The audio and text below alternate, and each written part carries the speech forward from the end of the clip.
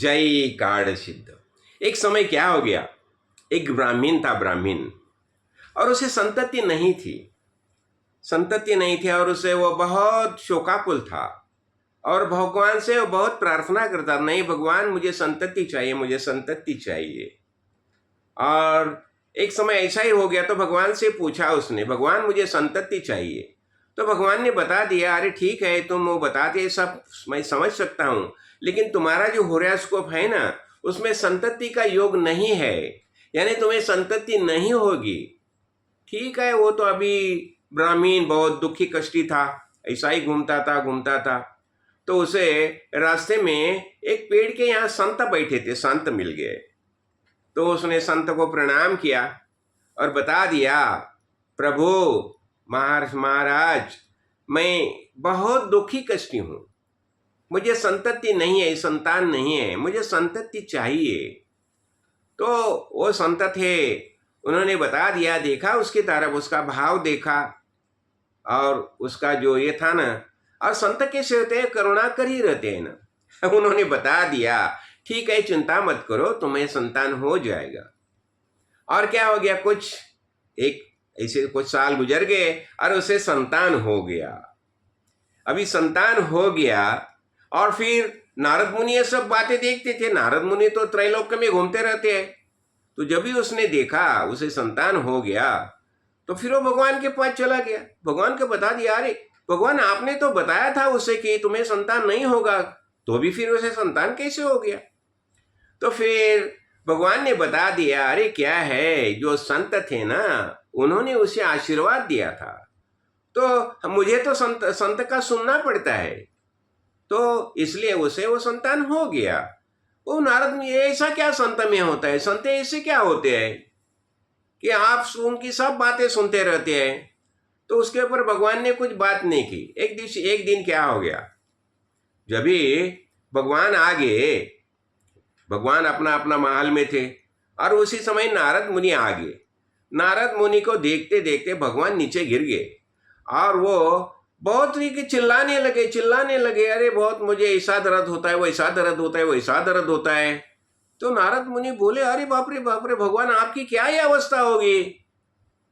तो बोलते, नहीं अभी क्या करूं मैं, मेरे पेट में तो बहुत दर्द होता है, तो अभी क्या करेंगे। तो नारद मुनि बोले, ठीक है आप बता दीजिए, उसके लिए कुछ औषधि होगी ना।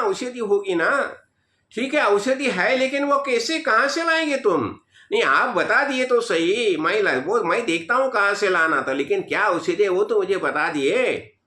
तो उसके लिए ये मनुष्य के पेट की आंतड़ी चाहिए। अच्छा ठीक है। फिर नारद मुनि निकल गए वहां से, सबको पूछने लगे, कोई आंतड़ी देता है क्या, आंतड़ी देखा है, कोई नहीं देता। फिर एक जगह संत बैठे थे, और संत बैठे थे वहां गए और वो संतों को बता दिया, महाशय देखिए ऐसा ऐसा हो गया, भगवान के पेट में बहुत दर्द करता है, तो एक काम कीजिए, उसे आंतड़ी चाहिए, मनुष्य की आंतड़ी चाहिए। तो संत ने खुद का पेट फाड़ दिया और निकाल दिया आंतड़ी। तो उसी समय वहां भगवान प्रकट हो गए। तो भगवान हो गए प्रकट और भगवान ने बता दिया नारद मुनि को, देखा मैं संत की क्यों सुनता हूं, वो देखो विश्व के कल्याण के लिए खुद का देह भी देने के लिए तैयार होते हैं। हाँ ऐसा होता है। तो उसके पहले भी देखा ना हमने, दधीचि ऋषि ने क्या किया था, जब ये वो तारकासुर का जो ये मृत्यु होना चाहिए तो उसके लिए वज्र की आवश्यकता थी, और वज्र कहाँ से बनाएगा।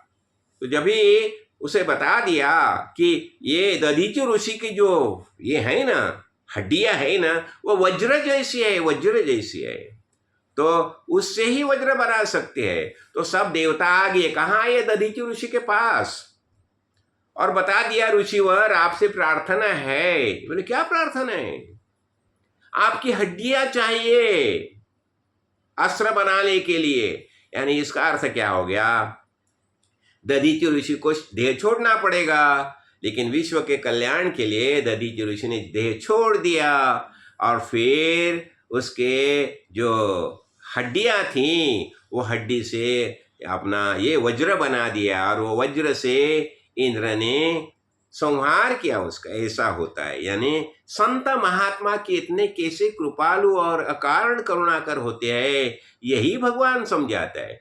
और इसलिए जब भी संत कोई किसी आशीर्वाद देते हैं तो भगवान को उनके आशीर्वाद के अनुसार कार्य करना ही पड़ता है।